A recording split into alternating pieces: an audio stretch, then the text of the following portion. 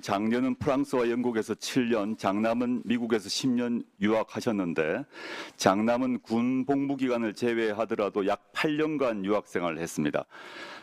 장남을 위해서 생활비나 학자금을 매년 얼마씩 지원했습니까? 우리 아들이 다닌 학교에 학비가 그렇게 많지 않아서 그렇게 부담되는 돈은. 근데 그에 대해서는 왜 자료를 제출하지 않으십니까?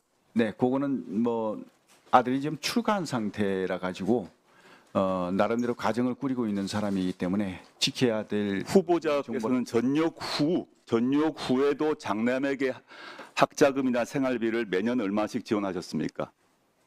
그렇게 많은 액수는 아니었다고. 지원하신 거는 맞죠? 근데 얼마씩 지원하신 밝히지 않으시고 있는 거죠? 자, 뭐 학비 말씀하시죠? 네. 네네. 맞습니다. 네. 후보자께서 공직생활하면서 신고한 재산 내역을 보았습니다. 네. 근데 유학생활 중에 장남의 재산은 큰 변동이 없었고 그렇다면 후보자의 지원이 있었을 걸로 보입니다. 8년 동안. 그런데 후보자께서 2018년에 장녀에게 홍은동 모 아파트 매입 자금을 증여했고 증여세 납부하셨죠? 네, 맞습니다. 그런데 얼마를 증여했는지 증여세는 얼마를 냈는지 자료 제출하지 않으셨죠? 않으셨습니다. 네.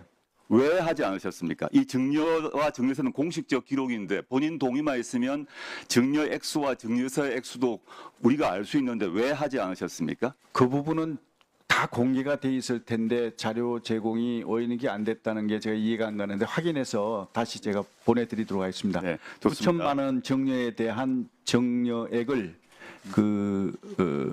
세금을 낸 걸로 기억하고 있습니다. 알겠습니다. 네. 2017년 11월에 전역하실 때 신고한 후보자와 배우자 재산은 6억 6천.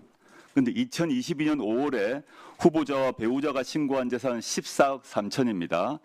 전역 후 4년 5개월 동안 기존 재산의 2배인 7억 7천만 원이 증가했습니다. 이래서 이제 실제 여당 의원께서도 강대식 의원께서도 이상하게 생각하셨는지 이 증가 내용 입증 자료를 요구하셨는데 강대식 의원님이 요구하셨는데 제출하지 않으셨습니다. 왜 제출 안 하셨습니까?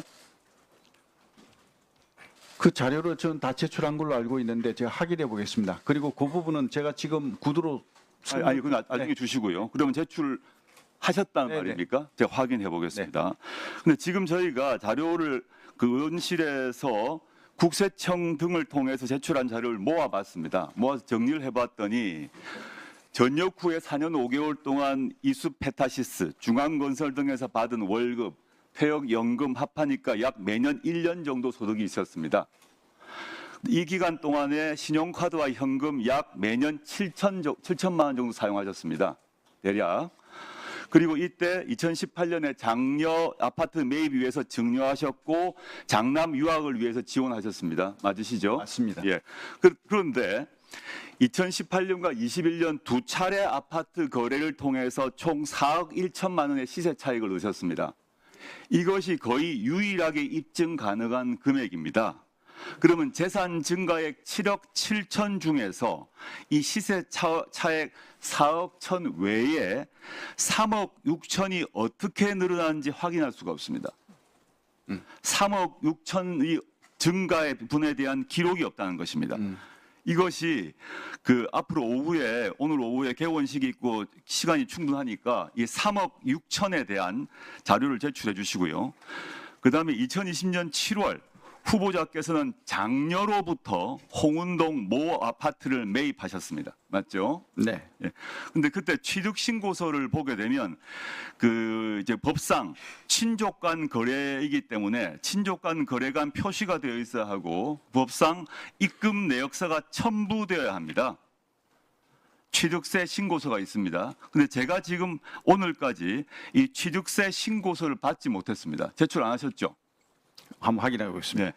취득세 신고서에 실제 거래 내역이 없거나 취득세 등록증에 기재가 안 되면 그 자체로 불법 증여가 되기 때문입니다. 그래서 2020년 7월 이 시점에 취득세 신고 필증을 또 확인할 게 하나 있는데 보시면 계약금으로 1억 7천 지급했고 잔금 3억 8천 전세 보증금 승계로 대체했다라고 신고하셨습니다. 이 아파트는 매입 1년 후에 2021년 6월에 후보자가 거주하시게 됩니다. 네. 맞죠? 제가 질문은 이것입니다. 이때 그 전세 보증금 후보자가 돌려주었습니까?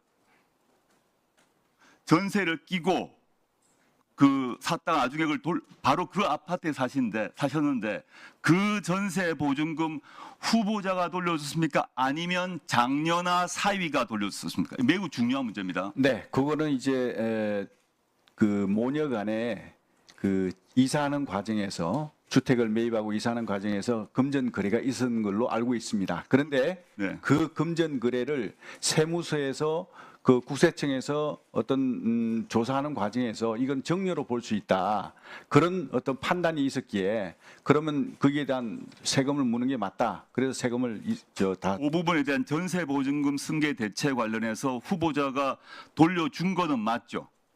후보자가 그 해당 액수만큼을 돌려준 거죠. 딸 본인이 돌려주신 건 맞죠? 예, 그렇습니다. 본인이 돌려주신 거죠. 예. 장녀나 사위가 돌려주신 건 아닙니까? 그건 아닌 걸로 알고 있습니다. 그럼 그 비용 출처는 어디입니까? 본인이 돌려줬다면 그 자금 출처가 무엇입니까? 아까 그거는 앞에 질문과 마찬가지입니다. 지금 그 3억 6천 정도의 차이가 있고 입증되지 않은 3억 6천 차이가 있는데 그와 별도로 여기서 전세 보증금도 후보자가 돌려주셨다고 지금 답하셨기 때문에 그 전세 보증금의 출처가 어디입니까? 만약에 그 후보자가 전세 보증금을 돌려주지 않고 다른 사람, 예를 들어 사위가 지금 카카오 게임즈의 뭐 자회사의 유력한 그 사람이고 상당한 재산이 많다고 알고 있는데 이것이 본인이 안 돌려주고 다른 데서 왔다면 그 자체가 불법 증여입니다. 이 두 가지 점 오후까지 반드시 제출해 주시길 바랍니다. 네. 시간이 다 됐네요. 답변 드릴까요? 그거 관련해서는 이제 그 자금 내역이 제가 전역을 하면서 퇴직금도 있었고요. 그리고 퇴직금 플러스 해가지고 군인 공제가 이제 저희 끝났기 때문에 그 자금을 이제 받았습니다. 그래서 그런 자금들이 다 거기에 이제 포함이 된다고 저는 생각합니다.